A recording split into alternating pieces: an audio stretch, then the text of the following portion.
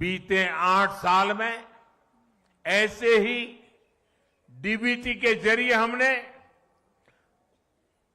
22 लाख करोड़ रुपए से ज्यादा सीधे देशवासियों के अकाउंट में ट्रांसफर किए हैं।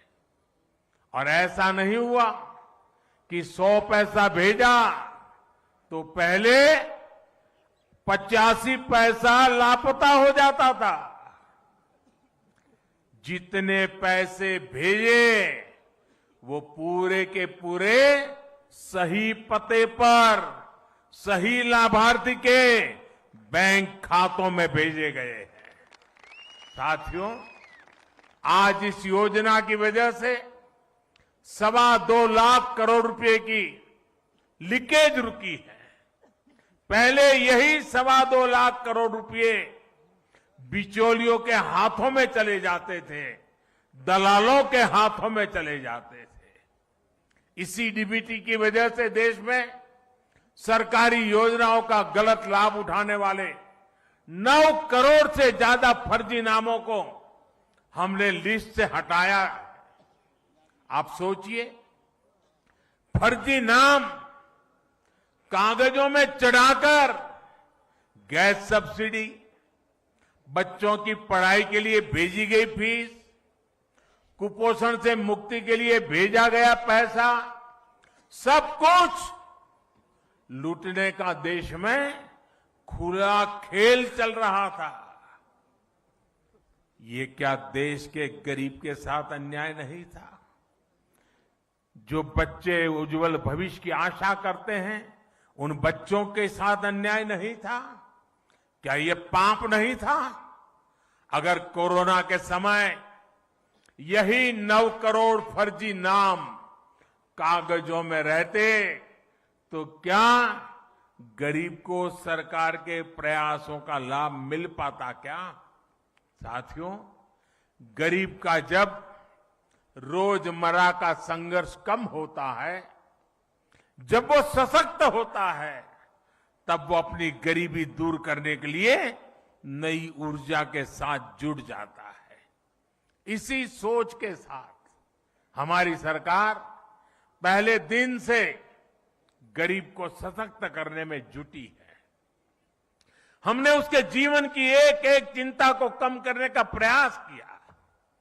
आज देश के 3 करोड़ गरीबों के पास उनके पक्के और नए घर भी जहां आज वो रहने लगे हैं।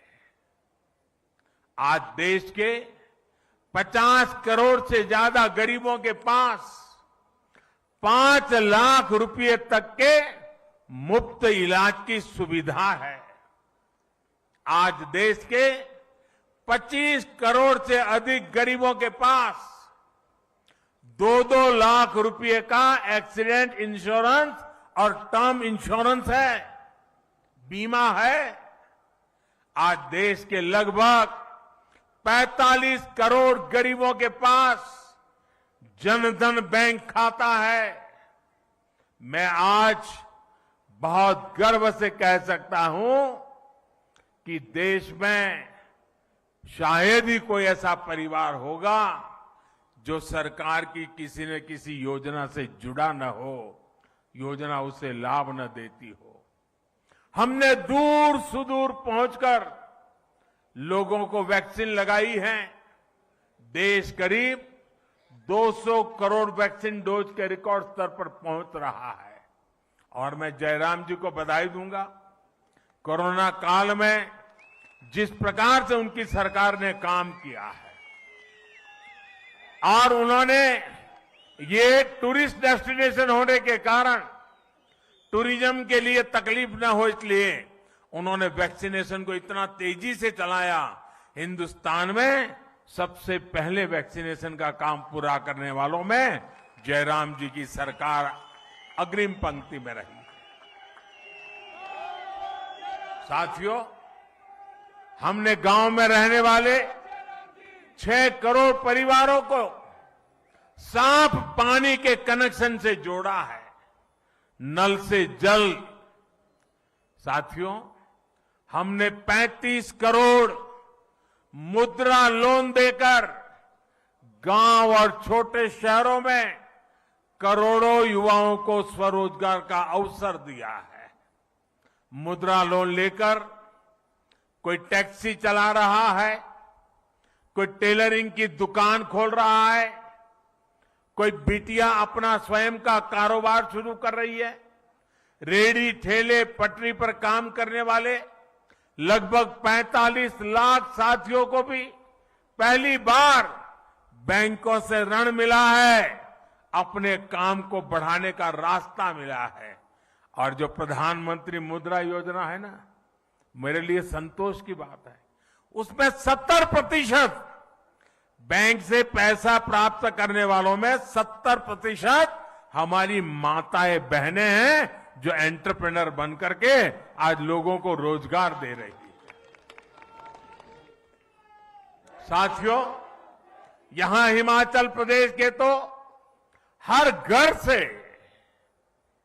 शायद ही कोई परिवार ऐसा होगा जिस परिवार से कोई सैनिक न निकला हो।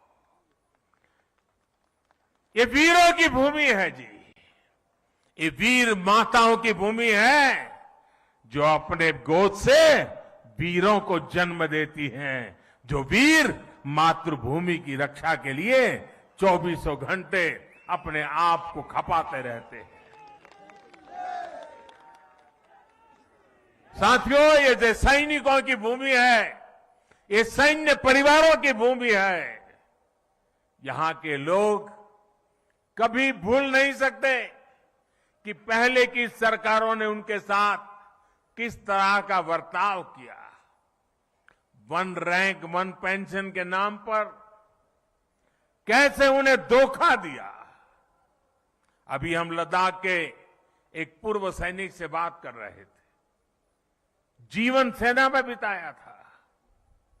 उसको पक्का घर हमारे आने के बाद मिल रहा है। साथियों, उनको निवृत्त हो गए भी 30-40 साल हो गए। साथियों, सैन्य परिवार हमारी संवेदनशीलता को भली भांति समझता है। ये हमारी ही सरकार है जिसने 4 दशकों के इंतजार के बाद 1 रैंक 1 पेंशन को लागू किया। हमारे पूर्व सैनिकों को एरियर का पैसा दिया। इसका बहुत बड़ा लाभ हिमाचल के हर परिवार को हुआ है। साथियों, हमारे देश में दशकों तक वोट बैंक की राजनीति हुई है। अपना अपना वोट बैंक